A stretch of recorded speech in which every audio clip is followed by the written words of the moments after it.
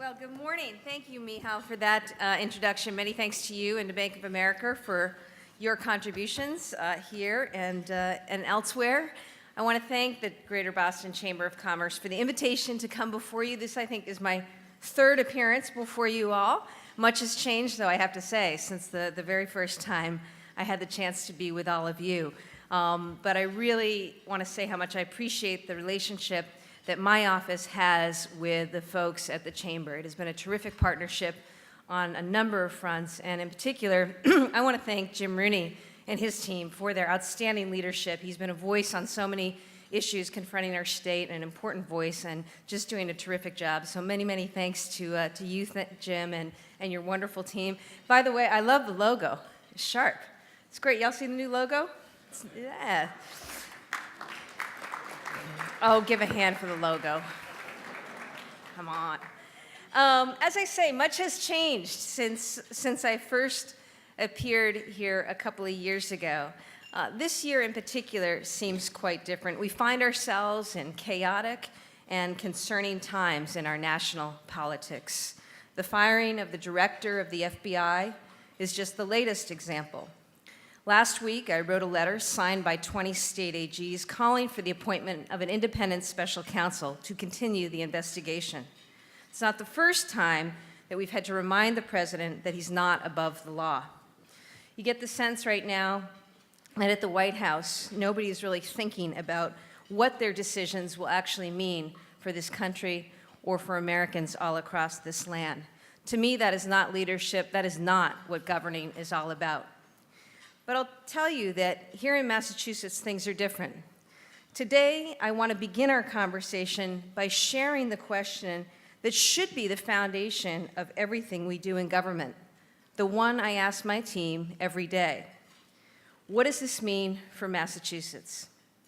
On every issue, large and small, that is the question. What does it mean for our state's economy and our businesses? What does it mean for our universities, hospitals, and research institutions that drive prosperity in our knowledge-based economy? And most of all, what does it mean for our residents? To answer these questions, we rely on the Chamber and the people in this room. As the new administration has tried to implement its agenda, we've been talking a lot to you and to others, and we've acted repeatedly to try our best to protect the interests of this great state. Now, I'll start with an issue that perhaps has generated the most interest, the president's 2 attempts at a travel ban.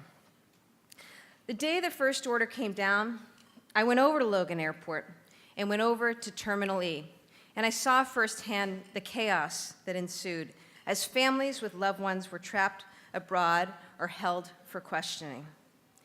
Now, in deciding the state's legal response, my question was simple. What does this mean for Massachusetts? That's why my team reached out to UMass and to leaders from our schools, hospitals, and businesses, from tech to life sciences and advanced manufacturing, the economic lifeblood and drivers of our economy. And I want to just take a moment to note, many of us are sad to hear of the passing of Henry Tamir. Henry was an immigrant, as you know, from the Netherlands who, after studying here in this country, founded Genzyme and also made significant contributions to our life sciences industry. I think about his leadership in founding the New England Health Institute and all the work he did in really putting us in the map. And I think about him and the contributions that he made as just an example of the many folks that have made so many contributions to our state and to our country. I think about other immigrants. 40% of the faculty at MIT are from another country. Just down the way on Huntington Ave, 20% of undergrads at Northeastern University are foreign-born, 20% of undergrads. And many other schools aren't far behind. So over the weekend, the first travel ban came down. Our teaching hospitals were also seeing the effect, what this was going to make for residency assignments. Suddenly, the future of hundreds of doctors and research fellows from banned countries were up in the air. This is what was happening on the ground in Massachusetts in just that first weekend as I was taking calls from businesses and tech and hospitals. And that was the case with only the ban being in place for a mere 72 hours. But that's why we helped organize an unprecedented joint effort between state AGs from across this country to file challenges, and we worked with academic, medical, and business communities to file briefs and fight those bans. Thanks to a lot of hard work and strong partnerships, including partnerships in this room, we stopped them twice. This is about protecting Massachusetts' interests, and that's an example of what we can do. On the recent ACA proposal, we started in the same place. You know, here in Massachusetts, we are blessed with the very best health care in the entire world. When Congress began debating this legislation back in March, we asked, what would this mean for our providers, our plans, and our patients? And after asking this question and talking with many of you, we learned that the proposed bill was going to jeopardize nearly 300,000 Massachusetts residents who had benefited from expanded Medicaid coverage. In 2022 alone, we understood that it would cut nearly $1.3 billion in federal funding for mass health, with greater losses in the years to follow. That's the program, of course, that covers 40% of children in Massachusetts alone, 40%. What started as an ACA repeal and replace looks a lot more like a full-on federal retreat from Medicaid, and that's a huge problem. If the federal government wants to back away from this federal-state partnership, choke off critical funding, defund Planned Parenthood, and undercut the health insurance protections we've had in place for many years here in our state, I will look at every legal avenue to challenge them. We can't threaten the health of our most vulnerable residents, the global leadership of our hospitals, or the quality of care here in Massachusetts. Massachusetts has led when it comes to the delivery of health care in this country, and we have strong and important interests to protect. We also have an opportunity to lead when it comes to this debate in Washington. The same question, what does this mean for Massachusetts, continues to drive the work that we're engaged in around energy and environmental policies. That's why we intervened as the Trump administration began to roll back the Clean Power Plan, fuel economy, and energy efficiency standards. You know, Massachusetts has nearly 200 miles of coastline, and our coastal communities are already facing billions in costs to protect them against storm surges and flooding. But this isn't just about cleaner air and the changing climate. The Trump administration's position is a threat to our economy. In 2016 alone, the clean energy economy here in Massachusetts represented over $11 billion and more than 100,000 jobs, with only room to grow. As I look around at our businesses, whether it's building wind turbines in Plymouth or installing solar panels next to the turnpike, or the batteries that are made out in Westboro, this is a thriving opportunity for our state and for our economy. And I don't want us to lose ground. But if the federal government wants to roll back the standards for energy production in this country, it's going to put the investments that we have made right here in Massachusetts at risk.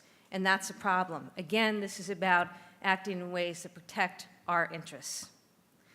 Now, the other thing I want to be clear about, folks, is that this isn't just about playing defense. Unfortunately, you know, we wake up many mornings and wonder about actions that are announced out of the White House and think about what that actually means for people here in the state and what steps we need to take to be able to protect our interests. But I want to be very clear, this isn't just about playing defense. If there's one thing that I learned playing basketball is you don't get by just playing defense, you got to play offense as well.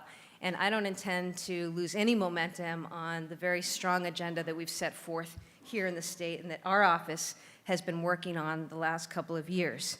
Because no matter what is happening in Washington, we need to continue to push forward on our ambitious agenda here in Massachusetts. And over the last couple of years, I've been really proud to partner with many of you and leverage the expertise and the experience in this room. In fact, that's one of the things that makes this state so great, the ability to harness the intellectual and human capital, the business acumen as reflected in this room, and together work on solving problems and moving us forward. I think about the work that we've done directly with the Chamber on human trafficking, pay equity, clean energy, and particularly on student debt through our Student Debt Working Group with the Chamber, Jim Rooney, and Kristen Graziano. All of you have been tremendous partners for our office and have helped us make a real difference in people's lives across the state. But I want to focus for a moment on what I still see as the most pressing problem in our state, one where we need even more partnerships, and in my view, we need to act with a greater sense of urgency than ever before. And that is the ongoing opiate epidemic confronting all of our communities. I know that everybody in this room knows a lot about this issue. I know that most hands would go up if I asked if you or your family or someone you know or love or care about has been impacted by this crisis. We've seen it in families and in neighborhoods and in communities all across the state. Last week, the State Department of Public Health released a report with some incredibly haunting figures. In 2016, more than 2,000 people in Massachusetts died from an opioid overdose. Over 2,000. That's up from the year before. Nearly 3 times the number from 5 years ago. Now, 70% of those deaths involved fentanyl. And while the report was not without some positive signs, it would be a deadly mistake to draw the wrong conclusions. There's no victory to celebrate when thousands of families are mourning and 5 people are dying a day here in this state. So I want to talk to you about what I see that we need to do. You know, I spent the last 2 weeks traveling from community to community. I was, and I'll talk about this, but I was giving out money for youth opioid prevention because I'm a big-time believer that we need to focus much more on prevention and education. But in the course of those meetings and roundtables, I heard from parents and teachers and police chiefs and community members about what was really still happening in their communities. And it was really enlightening. And I just want to share that with you because, folks, I got to tell you, this is still the issue of our time. And we need to, as I say, act with a renewed sense of urgency if we're really going to be able to combat this in the way that our residents and our state so desperately needs. First observation, we still need to do more to cut back on pills. The fact of the matter is there are simply too many pills out there. Many prescribers are now checking our prescription monitoring program, and that's really good news. And the legislation made some changes around amounts able to be prescribed at one turn. But I got to tell you, since the legislation was passed, opioid prescriptions have only dropped 10%, have only gone down 10%. And we are still on track to issue more than 2.5 million, and I did say 2.5 million, prescriptions for opioids in Massachusetts this year alone. And that's just for the most common opioids. Those numbers to me are pretty staggering. So my message to prescribers, as I hear from parents in particular who continue to tell me stories about leaving hospitals, doctors, and dentist offices with bottles of pills, is that, look, I'm not here to suggest that we replace our judgment for yours, but we certainly need help in bringing down that number to a much lower point. Because those pills particularly are, we know, a driver of addiction. And increasingly, they're not used just alone, they're often used in combination with other pills. So we really need to work hard, in my view, to reduce that number because 10% doesn't cut it. I also want to share some thoughts on Narcan, which we know has been a terrific drug to have out there because it reverses these overdoses. And in fact, you think about the 2,000 people that actually died, think about the fact that Narcan is administered 60 times a day in this state. So imagine if we had an additional 60 people a day dying were it not for Narcan. So we need to build on this because I'll tell you, that's what's saving lives out there. In 2015, I worked with the legislature and the Department of Public Health to create a state fund that allows our cities and towns to buy Narcan at a heavily discounted price. This fund helps supplement and expand resources already being invested by DPH and by district attorneys in counties across the state. But with thousands of doses already distributed to police and fire departments, this fund has almost run out. So today, I'm asking you, this community, to consider making donations to this fund, to keep this invaluable resource available as long as we need it.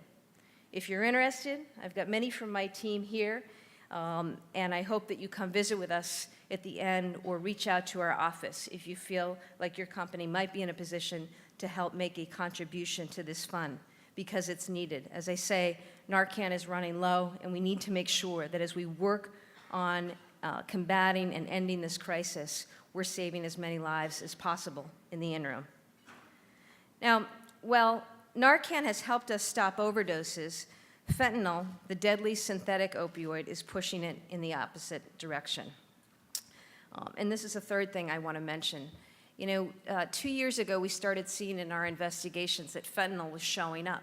And that's why I went to the legislature and asked the legislature to work with me on drafting a bill which became a law that made the trafficking of fentanyl a crime. I'm glad we did that, because this stuff is lethal. This is fentanyl. It's manufactured by cartels. It's often cut with deadly chemicals, and it's up to 50 times stronger than heroin.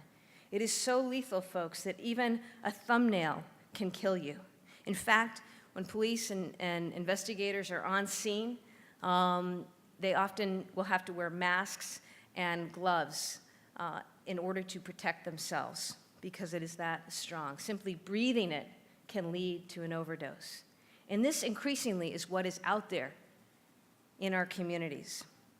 I think about Kathy Fenley, who lost her son Paul to a fentanyl overdose a little more than 2 years ago.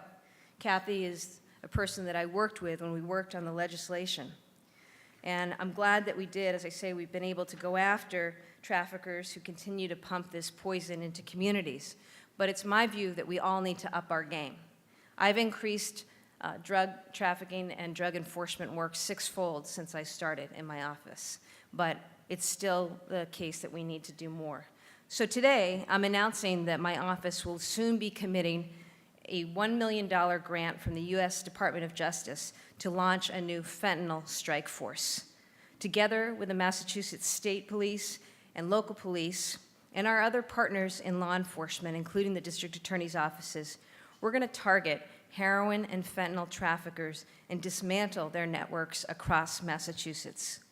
We will use the funds to expand our own drug enforcement work and to build on existing partnerships with local, state, and federal law enforcement. Fourth point I want to make is about prevention and education. Everyone in this room knows that criminal enforcement alone won't solve this crisis. To truly end this crisis, we need to work to get ahead of it for today's second, third, fourth, and fifth graders. We need to stop addiction before it starts. 90% of adults who struggle with addiction started using when they were under the age of 18, and 50% were under the age of 15. I've heard far too many stories from people who didn't know that the prescription pill they were taking for a sports injury or for a work injury or for the simple extraction of a tooth was going to lead to addiction. Now, in Massachusetts, we've required our schools to inform students of the dangers of these drugs, but we haven't given them the tools or the money to do it.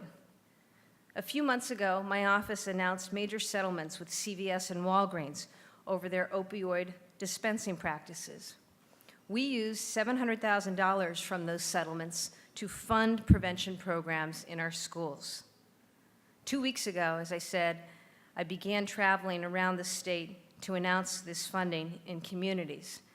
And what we did is we brought together the mayors and city councilors and school committee members, chiefs of police, parents, teachers, to talk about what was happening in their communities. And a couple things were really, apparent to me. First of all, it was clear that this remains the overwhelming issue in communities across this state. It was also clear to me that the impact while significant, will only get worse unless we spend the time and the resources on today's young people. In Salem, I met with a young woman named Destiny who shared some inspiring words. She said to me, "Not talking about these risks with kids my age will not keep us safe. We'll be setting kids up like me for failure." A young man in recovery echoed Destiny's words. Andrew is a young man I met. He's now a proud father. He's in his 20s. He's been sober for just over 4 years, and he works as a recovery coach. And this is how he put it. He said, "You know, my drug use started in the 5th grade when a friend offered me a joint. That joint ended up turning me into a 16-year-old homeless kid in Boston with a needle sticking out of my arm." He said, "This program could have helped me." It's clear to me that if we want to end the epidemic, we need to listen to kids like Destiny and young people like Andrew. Here's the problem. When I announced that grant, for every one request we got in for that money, we had to turn down 4 other really worthy requests. In total, we received over $4 million in funding requests from over 120 cities and towns, desperate for funds, specifically for youth opioid prevention and education. That's not right. The overwhelming response taught me that in every part of Massachusetts, local leaders want to invest in prevention programs, but simply don't have the resources. Right now, in the majority of school districts in Massachusetts, there's no money for prevention programs that we know can help save lives. So let's commit right now to making prevention education available in every public middle school in this state. We're all going to need to work together to make that happen, government, nonprofits, and the business community. It's a worthy investment. And if you're willing to help us meet that goal, we're ready to make you partners in the effort. Finally, I want to say something about treatment. You know, in the last couple of years, there have been many efforts to expand treatment and treatment resources across the state and to open up more beds, but it's simply not enough. Parents all over this state will tell you heartbreaking stories still. An advocate named Robin recently told me that she couldn't get her son into treatment until she called his heroin dealer, because unless he was high, he wouldn't be admitted. Think about that. She had to tell him to shoot up heroin in order to access treatment. That's not right. We can do better. We've made important changes here in Massachusetts, but for many families, the barriers feel as daunting as ever. So this year, as we expand access to Narcan, as we focus on fentanyl, as we provide education for our young people, I also plan to look closely at whether our treatment options are meeting the needs of the families who need it most. Because that's what our law requires. And if your company, your hospital, or your university has tools to help us better understand what's working and what is not, come talk to me. I ask for your help. Look, we live in challenging and difficult times. We find ourselves confronted by new sets of questions every day. But I remain as confident in the future as ever. I welcome your ideas. I look forward to working together in the year ahead. As I say, one of the things that I am continually heartened by as I travel around the state is the fact that here in Massachusetts, we've got this amazing collection of individuals, people of goodwill, of good intent, terrific philanthropic spirit, terrific business innovation. I think about, as I say, the contributions of our research institutions and our hospitals and colleges and universities. This is a state where we have so much working for us. And it's why I know that whether it's the opioid epidemic or the other challenges that confront families here in Massachusetts, there's actually nothing that we can't do if we just collectively put our heads together. Jim, thank you for your partnership, and I look forward to taking your questions. Thank you. That was great. I'm going to start with the encapsulation-related issues. Thank you, Attorney General, for your comments and for your leadership and passion on the issue of the opiate epidemic and substance abuse. It's certainly an issue that touches every community in the Commonwealth and families across the Commonwealth, including my own. You know, related to that is the issue of incarceration, particularly incarceration related to substance abuse. And coupled with that, there was a report released just this week that while the number of inmates is down, the costs are up, and it's not rehab. Talk to us about that issue of incarceration related to substance abuse and this cost issue. Well, thanks, Jim. So a couple thoughts. One, we're spending a little bit more time with that report. I want to get a better handle on exactly what is happening within our jails and our prisons. But I'll tell you what doesn't work. It doesn't work to simply incarcerate people who have mental health and substance use issues, not treat them, and then expect them to succeed and be productive members of society upon release. That's not the way to go. I'm very clear about a couple things. One, we've got some serious issues we need to deal with the flow of heroin and fentanyl into our state and throughout communities. And I told you how committed I am to disrupting and taking down those drug operations, and we're going to work really hard to do that. But we also need to make sure that we're providing the right kind of response for conduct out there. And as I look at the number of people who are using and the number of people who are in our criminal justice system, we want to make sure that we're also providing the kind of treatment that will enable them to succeed, that will essentially break cycles of recidivism. It's in all of our interests to make sure that that is happening.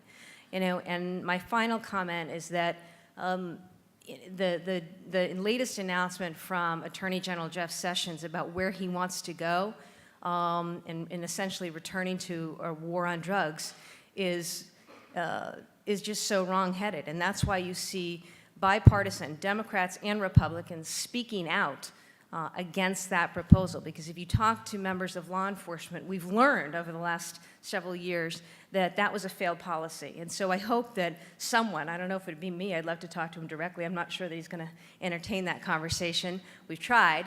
I would really hope that from the federal government we see a few things.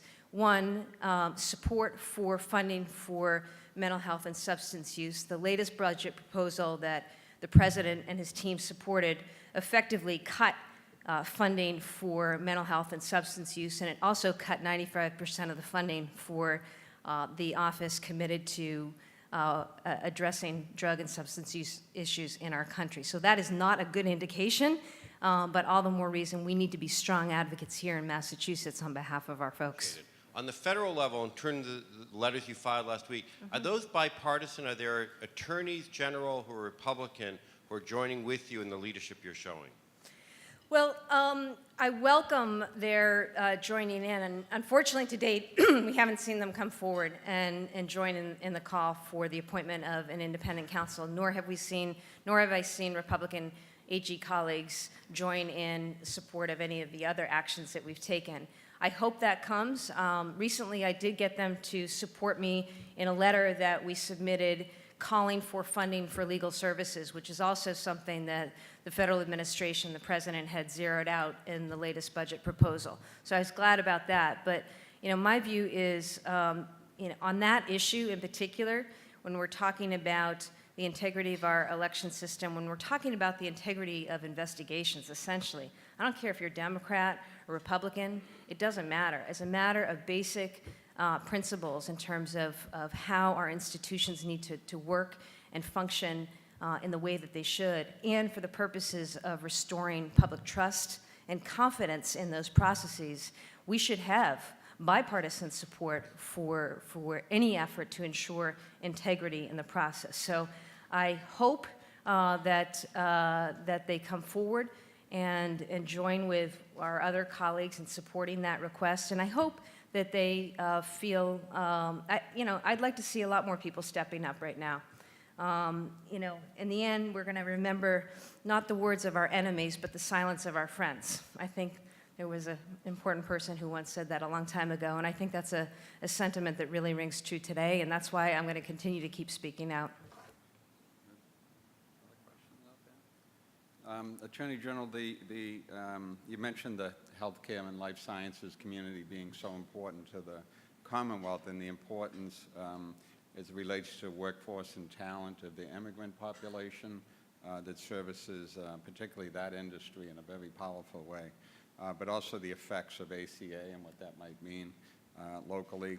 A third dimension of that the Chamber and other chambers across the country have been involved in is federal research funding, particularly NIH funding, that really underpin a lot of the early stage research that's done that provides cures for many of the diseases that we face. Talk about that mix of federal issues related to such a powerful economy here in Massachusetts. Well, this is absolutely essential. I think about who we are. We're a knowledge-based economy. I mean, we are a state and a region driven by a belief in, an investment in science, research, knowledge.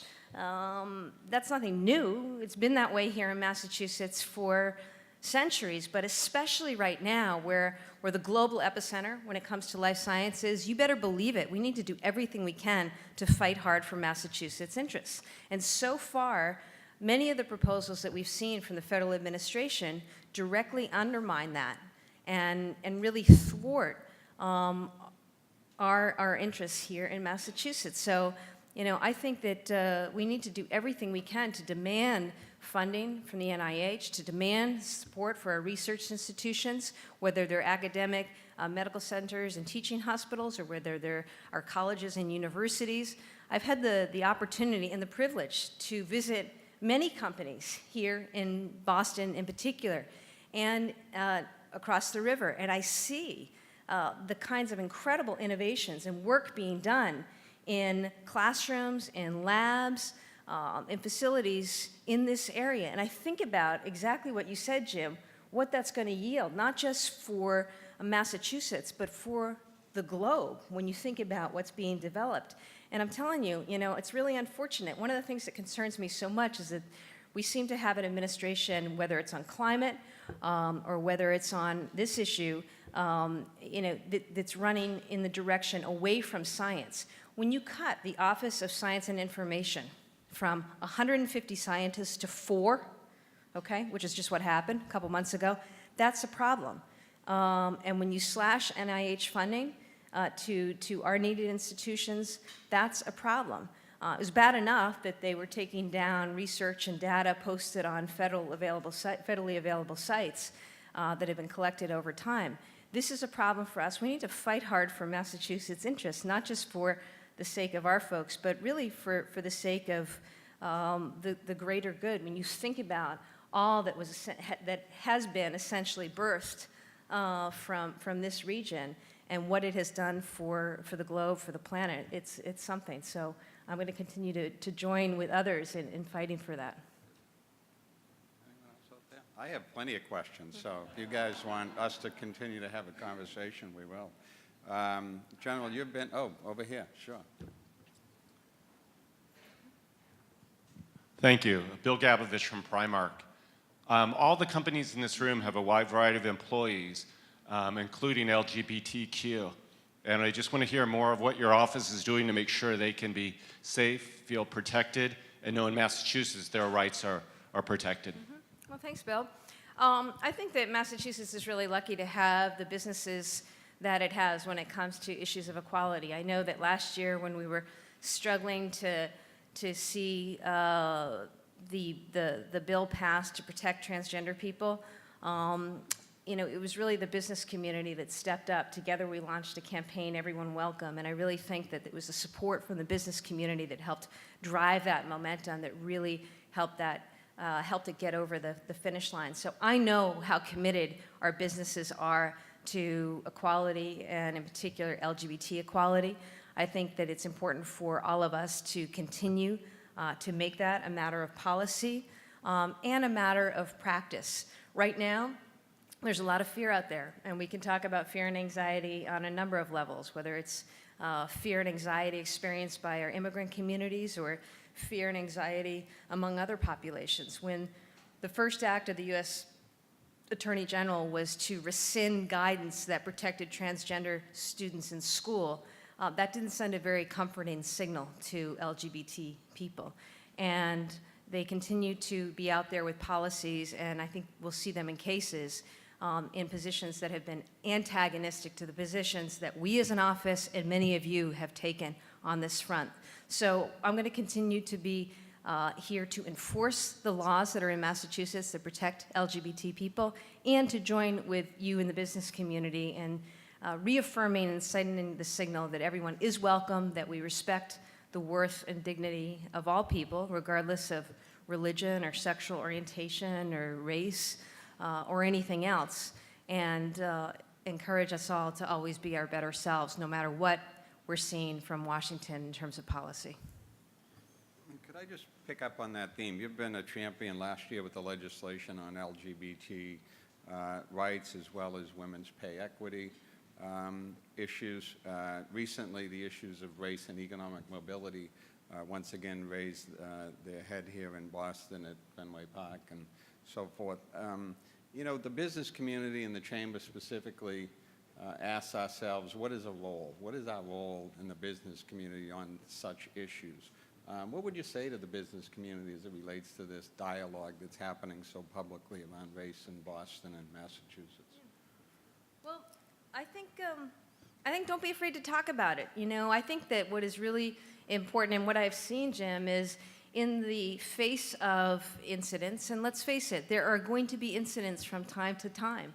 Ugly things are going to rear their heads. What's important, though, is that when that happens, people step up and they speak out. And certainly within an employment or a business setting, I think for employees, and certainly as a matter of corporate ethos, not being afraid to talk about that, to take that on, is important. So if that means, you know, immediately coming out with a supportive statement or something to signal that this is where we are on these issues, I think that's an important measure. I also think that it's important that we do what we can collectively to better address, as a society, the vestiges of decades of systemic racism, right? I mean, there are very real disparities, folks, as you look across this room, as we look across our boardrooms, as we look across C-suites, as we look across state legislatures and government. We do not always reflect the people that we serve, and we need to do more, all of us, every day, to continue to do more to work on diversity and inclusion issues, the recruitment, the training. I'm pleased to be here today with my Chief of Organizational Development and Diversity, a new initiative in the office. You know, when I came in, a couple things I did right away: mandatory training on unconscious bias for everybody in the Attorney General's office. We learned a lot, even stuff that was hard to confront, but I really think it's important. The other thing is that I appointed April English to head this effort within our office so that we can be paying close attention as we look to recruit and train and keep people, retain them within the office. So, you know, think about some of the disparities that are out there, whether it's in healthcare, transportation, or jobs, or education. You know, I think looking at some of the things that have contributed to those disparities over time is work that we can collectively do together. And again, this is a space, folks, where I invite partnership. I invite conversation about how we can better address some of those issues. Any closing questions in the room? Hearing none, thank you, Attorney General, for sharing your thoughts today and for your continued collaboration.